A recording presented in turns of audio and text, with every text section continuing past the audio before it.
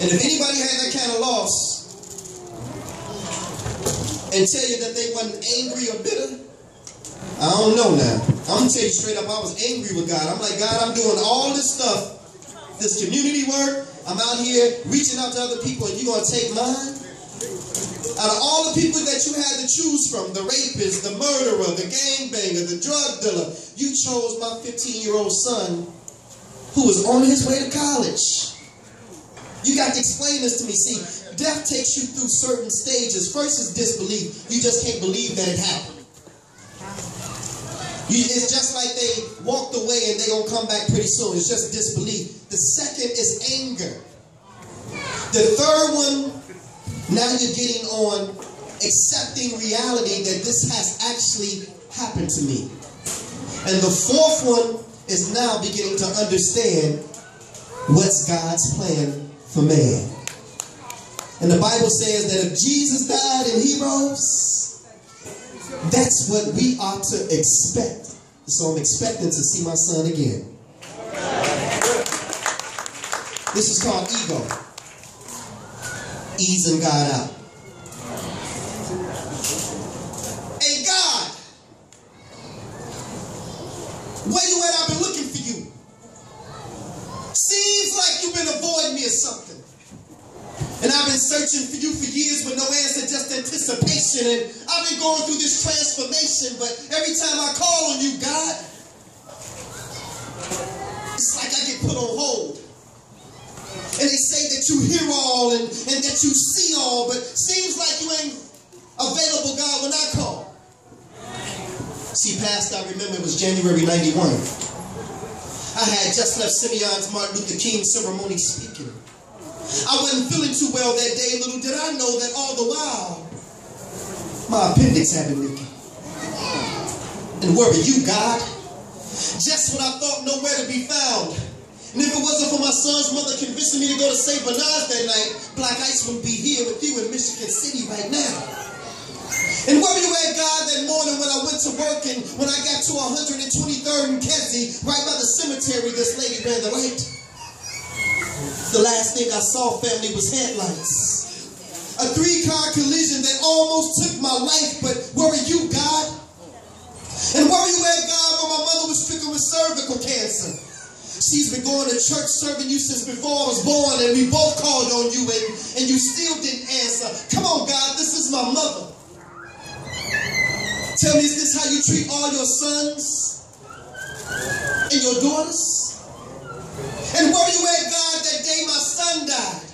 I sat at the University of Chicago and I watched him come back twice. You could have intervened, you could have saved his life, but where were you, God? And where were you at, God, when... Okay, my son, I've heard enough.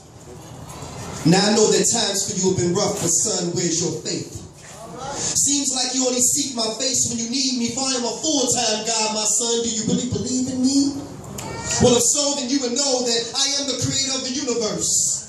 All that you see from the highest heights of heaven to what you have discovered beneath the earth. See, I am the God of Abraham, Isaac, and Jacob.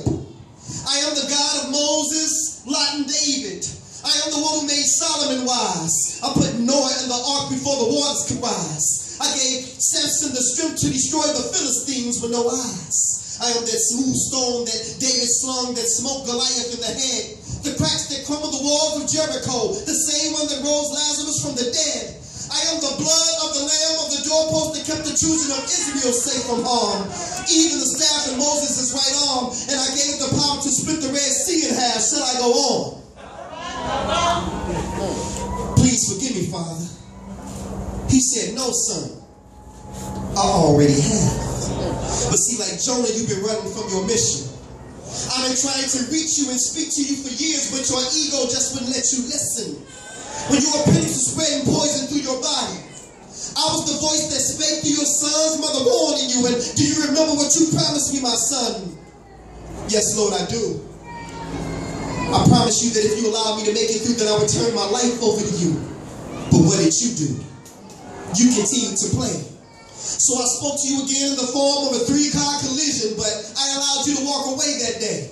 And have you ever asked yourself the question why the accident was by grace? gravesite.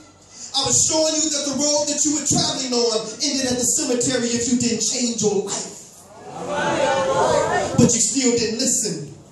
And as for your mother's cervical cancer, I am the reason why your mother's cancer is in remission, and I know your son's gone.